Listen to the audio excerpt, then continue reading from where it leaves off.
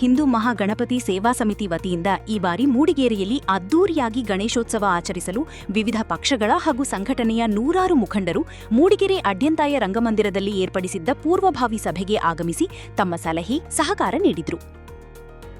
ಗಣೇಶೋತ್ಸವ ಕೇವಲ ಹಬ್ಬವಲ್ಲ, ಧರ್ಮ, ಸಂಸ್ಕೃತಿ, ಸಂಘಟನೆ, ರಾಷ್ಟ್ರಚೇತನಕ್ಕಾಗಿ ಮಾಡುವ ಮಹೋತ್ಸವವೆಂದು ಸನಾತನ ಧರ್ಮ ಪ್ರಚಾರಕ ಮಂಗಳೂರಿನ ರಮಾನಂದಗೌಡ ಹೇಳಿದರು. ಅವರು ಮೂಡಿಗೆರೆಯಲ್ಲಿ ಸಾರ್ವಜನಿಕ ಹಿಂದೂ ಮಹಾಗಣಪತಿ ಸೇವಾ ಸಮಿತಿ ವತಿಯಿಂದ ಗಣೇಶೋತ್ಸವ ಆಚರಿಸುವ ಬಗ್ಗೆ ಏರ್ಪಡಿಸಿದ್ದ ಪೂರ್ವಭಾವಿ ಸಭೆಯಲ್ಲಿ ಮಾತನಾಡಿದರು. ಇಂದು ದೇವರಲ್ಲಿರುವ ಭಕ್ತಿ ವಿಕೃತಿಯಾಗುತ್ತಿದೆ. ಇದನ್ನು ತಡೆಯಲು ಎಲ್ಲರಲ್ಲೂ ಸತ್ವಗುಣ ಅಧಿಕವಾಗಬೇಕು. ಅದಕ್ಕಾಗಿ ಗಣೇಶ ಉತ್ಸವದಲ್ಲಿ ಪೂಜೆ ಶಾಸ್ತ್ರಯುಕ್ತವಾಗಿ ನಡೆಯಬೇಕು. ಸಾಮೂಹಿಕ ಆರಾಧ್ಯ, ಭಜನೆ, ಧರ್ಮಜಾಗೃತಿ ಪ್ರವಚನವಾಗಬೇಕು.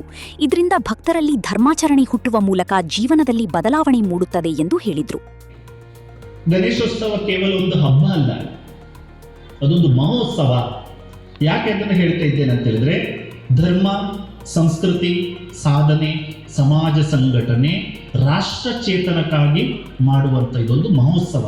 ರಾಷ್ಟ್ರಚೇತನ ಅಂದರೆ ಇದನ್ನು ಆಚರಣೆ ಮಾಡಿ ಹಿಂದೂಗಳಲ್ಲಿ ಸಂಘಟನೆ ಆಗಿ ರಾಷ್ಟ್ರದ ಬಗ್ಗೆ ವಿಚಾರ ಆಗಿ ಅದಕ್ಕೆ ಕಾರ್ಯ ಮಾಡುವಂಥ ಶಕ್ತಿ ಅಲ್ಲಿಂದ ಸಿಗ್ತದೆ. ಅದಕ್ಕೆ ಗಣೇಶನನ್ನು ನಾವು ಸಾರ್ವಜನಿಕವಾಗಿ ಬಾಲಗಂಗಾಧರನಾಥ ತಿಲಕರು ಇಟ್ಟರು ಮೊದಲು, ಆದ್ದರಿಂದ ಆ ಭಕ್ತಿಯನ್ನು ತೆಕೊಂಡು ನಾವು ರಾಷ್ಟ್ರ ಕಾರ್ಯ ಮಾಡೋದಿರ್ತದೆ. ಇವತ್ತಿನ ಗಣೇಶ ಹಬ್ಬದಲ್ಲಿ ವಿಕೃತಿ ಜೋಡಣೆ ಆಗಿದೆ ವಾಸ್ತವಿಕವಾಗಿ. ಆದರೆ ನಾವು ಇಲ್ಲಿಯೂ ಕೂಡ ಧರ್ಮದ ಇದನ್ನು ಹೇಳೋದ್ರಿಂದ ನಾವು ಏನು ಹೇಳ್ತೇವೆ, ಅದಕ್ಕೆ ಮುಲಾಜಿಲ್ಲ, ನಮಗೆ ಮುಲಾಜಿಲ್ಲ.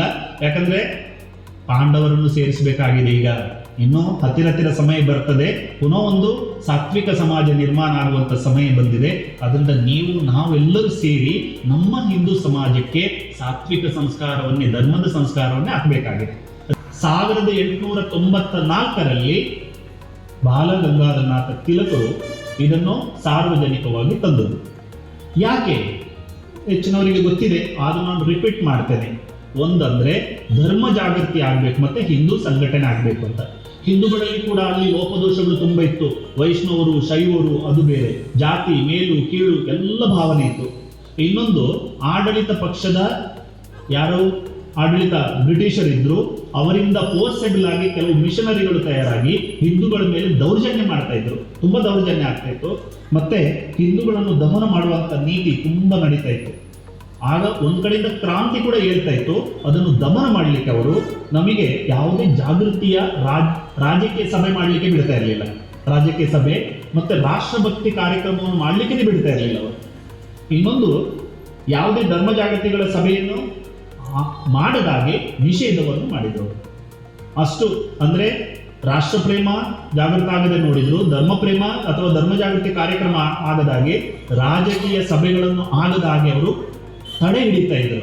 ಆದರೆ ಒಂದಾದರೆ ನಮ್ಮ ಹಬ್ಬ ಹರಿದಿನ ಉತ್ಸವವನ್ನು ಅವರು ತಡಿಲಿಲ್ಲ. ಅದರ ಲಾಭವನ್ನು ನಮ್ಮ ತಿಲಕರು ಅದನ್ನು ಕೈಗೆತ್ತಿಕೊಂಡರು.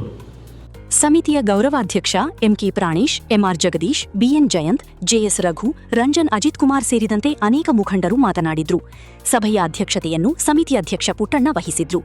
ಸಭೆಯಲ್ಲಿ ವಿವಿಧ ಪಕ್ಷ ಹಾಗೂ ಸಂಘಟನೆ ಮುಖಂಡರಾದ ಎಂಪಿ ಕುಮಾರಸ್ವಾಮಿ, ವಿಕೆ ಶಿವಗೌಡ, ಗಬ್ಬಳ್ಳಿ ಚಂದ್ರೇಗೌಡ, ಗಜೇಂದ್ರ ಕೊಟ್ಟಿಗೆಹಾರ, ಮಂಚೇಗೌಡ, ನರೇಂದ್ರ, ಕೆಂಜಿಗೆ ಕೇಶವ್, ಭರತ್ ಬಾಳೂರು, ಬ್ರಿಜೀಶ್ ಕಡಿದಾಳ್, ಬಕ್ಕಿ ಪ್ರಸಾದ್, ವಿಭಾ ಸುಷ್ಮಾ, ಬಿಆರ್ ಬಾಲಕೃಷ್ಣ, ಚಂದ್ರೇಗೌಡ ಬಾಳೂರು, ಸಿದ್ದಯ್ಯ, ವಿನೋದ್ ಕಣಚೂರು ಮತ್ತಿತರರಿದ್ದರು.